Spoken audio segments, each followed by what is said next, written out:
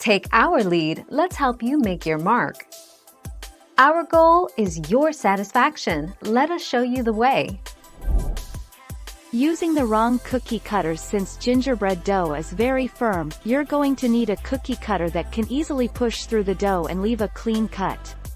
The more you handle the dough, the tougher your cookies are going to get, so keep it simple. 13 December 2016.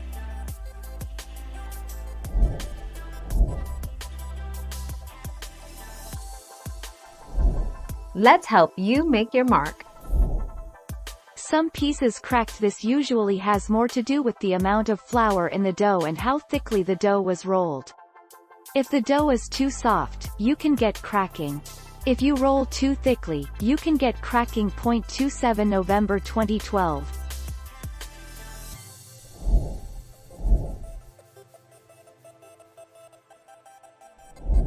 Make your mark, take our lead. Add just enough flour to bring the dough together.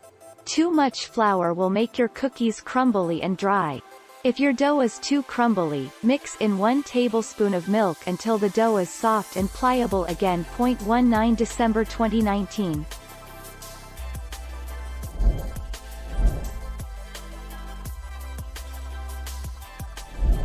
Let's help you make your mark. Know your oven. Once the edges are lightly brown, remove the tray from the oven. If you touch the biscuits in the oven, they would be very soft, so you think they're not cooked.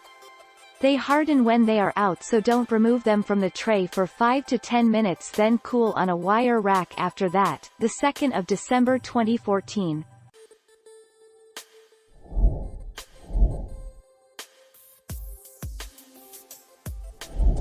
Let's help you make your mark.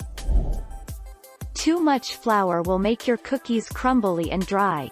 If your dough is too crumbly, mix in 1 tablespoon of milk until the dough is soft and pliable again.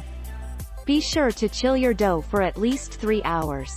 This will help the flavor of the dough and consistency so it doesn't spread when baking. 19 December 2019. Thank you for watching. Please subscribe and hit the bell notification.